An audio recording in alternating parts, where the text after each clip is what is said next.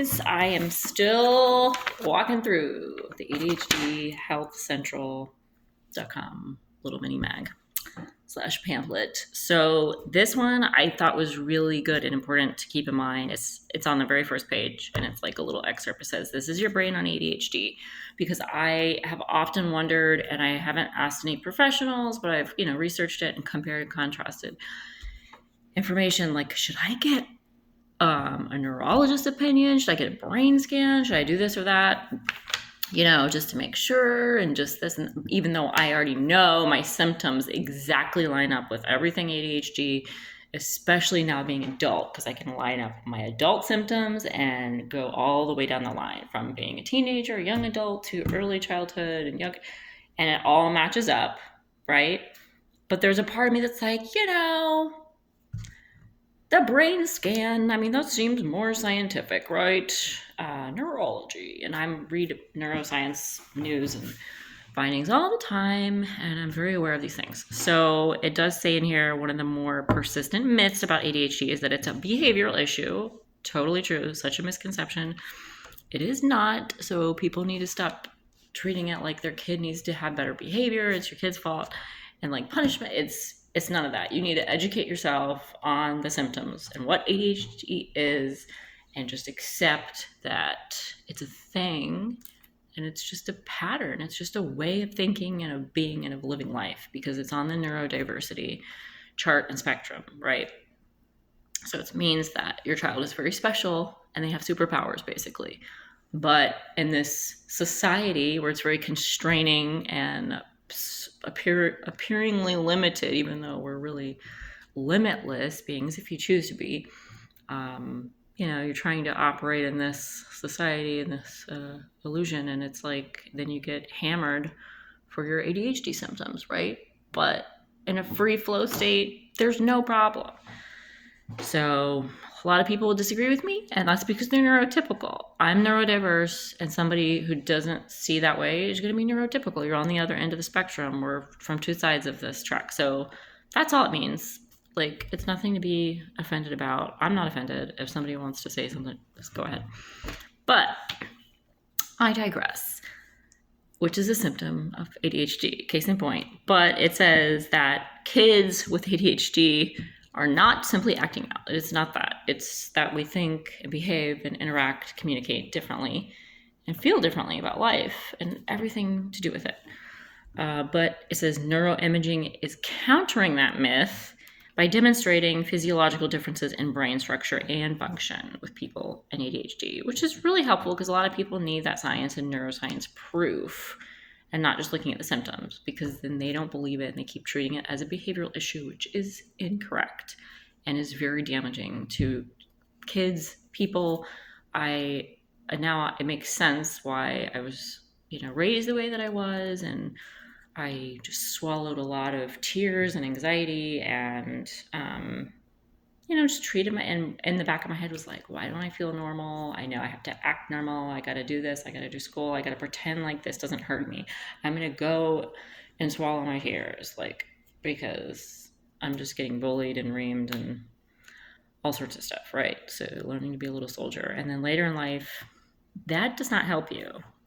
And unless you're being raised in a way that is helping you with tools in your toolbox and learn how to be your best self, be yourself, and not conform to society, and not pretend, but be authentically yourself, and learn how you can best handle life with ADHD, then, it really sets you back, and you have so much work to do later when you're an adult like me. It's taken my whole life, and I'm 39. I'm saying that just to keep it real with you guys, to give you an example. But it says, while brain scans alone shouldn't be used to diagnose ADHD. Now, this is the thing. I'm glad I read this, because I hadn't seen this online when I was reading about it. While it should not be used alone to diagnose it, because symptom assessment is still key. And that's why all the professionals, they go off of symptom assessments. That is why. Because you can't simply go off a brain scan. So I was glad to confirm that, just like I thought. It says imaging shows that the physiological connections. A 2017 Dutch study published in the Lancet Psychiatry looked at more than 3,200 MRIs and identified slight differences in volume in 5 brain areas in people with ADHD. And that's why a lot of times they're like, what type do you have? Inattentive, combined, hyperactive, both? Do you have this type of trauma? Do you have PTSD? Maybe you have autism and ADHD. There's just like so many different factors and fluctuations on the spectrum here. So the researchers said the findings suggest that delays in the development of several brain regions are characteristics of ADHD. So there's delays in development, which does not constitute like not being smart, not being intelligent, not being super gifted. And that's where another misconception happens, and people get confused and think their child is slow, that they need help, they have learning disabilities. And that's how it was communicated to me a long time ago when he was 5. And I remember feeling super offended. It was just like the formal way the school sent the letter, because they didn't have one customized for neurodiversity. See, they don't want me to get it out, and I don't edit any of this stuff. So neurodiversity, it was not customized for ADHD, autism, anything like that. And then they call it like your child may have like a disability. And you're like, what? They call it a disability. How negative is that? But that's how society is trained and conditioned, and it's the school, even though it was an awesome school, charter school under the public school system, but maybe that's why they were under the public school system, even though it was a charter school.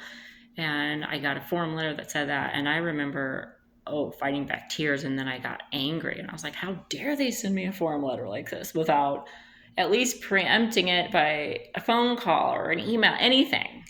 I remember feeling so mad about it, and I was able to calm down, talk it out with them, and figure it out. But they were just going through the formation of what they were told and taught to do, and moving forward with schools, any educational programs, systems, families, whatever kind of system you're in, government, I don't care what it is, it needs to be customized for what the situation actually is. And people need to educate themselves. And if they're not, then it's on them. And everyone needs to be held accountable for this. And I'm going on the record saying that, obviously. So I'm very opinionated nowadays, but I do speak from years of experience, research, reading, doing my own little study focus groups, talking to other people, like interviewing other people with the same and the differences. Neurodiverse people, neurotypical people, and just studying how people respond to my questions, what they come up with, the nonverbal language and communication. Like, I'm taking it all in. So yeah, if anyone has questions or has anything to say, feel free, drop in the comments. You can always email me, crystalblackpurepodcasting@gmail.com. But you guys have a great rest of your week.